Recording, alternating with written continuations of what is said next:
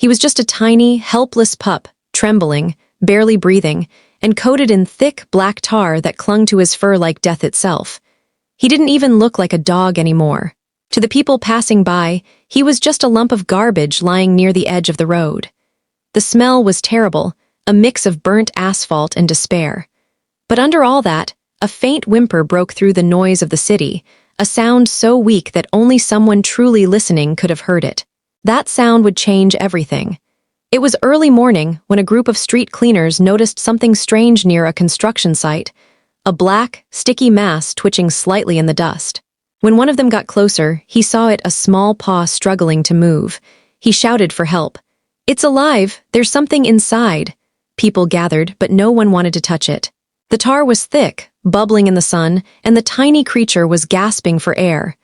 Each breath made a faint squeak, as if the puppy was begging the world not to give up on him. Everyone hesitated. Some turned away, others muttered, "It's too late." But then, from the back of the crowd, a woman stepped forward. Her name was Mira. She was a volunteer at a local animal rescue group. Without thinking twice, she pulled on gloves and knelt beside the trembling mass. "Hang in there, little one," she whispered. The puppy blinked, his eyes barely visible through layers of hardened tar. His tail tried to move, a small, hopeless wag.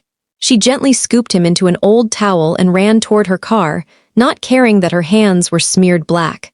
The puppy didn't move much. His body was stiff, as if the tar had turned him into a statue. She drove straight to the shelter, calling ahead, "Get warm water ready. We've got a live one covered completely." At the shelter, the team was ready, tubs of warm water, coconut oil, dish soap, and patience. They placed the tiny body into the water, and slowly the tar began to loosen. It took hours, gentle hands, careful brushes, and soft voices filling the room. The air was heavy with the smell of oil and burnt asphalt.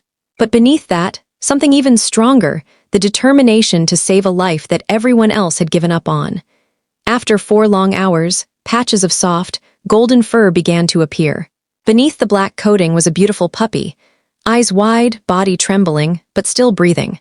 When the last bit of tar was removed from his face, he opened his eyes fully for the first time and looked straight at Mira. It was as if he understood that she had given him back his world. Tears filled her eyes. "You're free now, little one. You made it." But the fight wasn't over.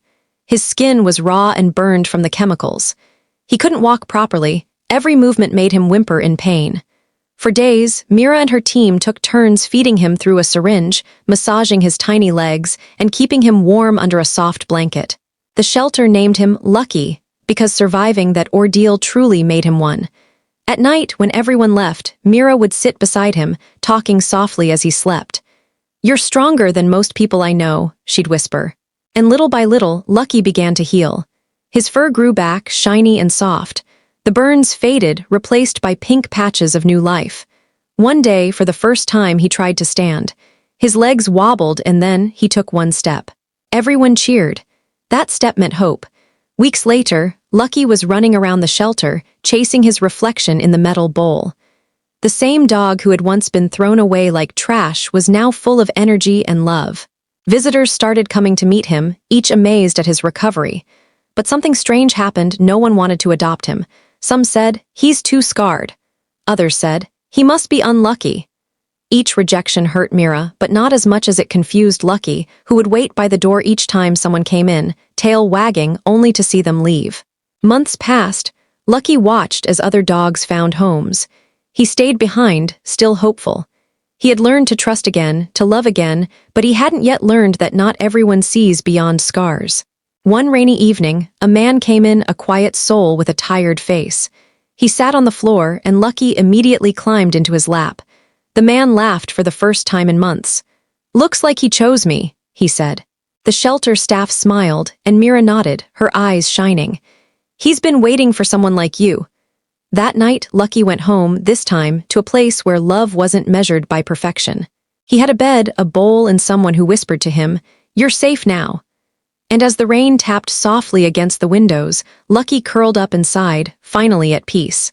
In the end, Lucky's story spread across social media, not as a tragedy, but as proof that no life is too dirty, too broken, or too forgotten to matter.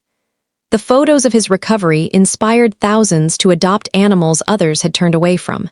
Lucky taught the world that kindness is the only thing that can wash away the stains of cruelty, that sometimes the smallest creature can carry the biggest message of hope.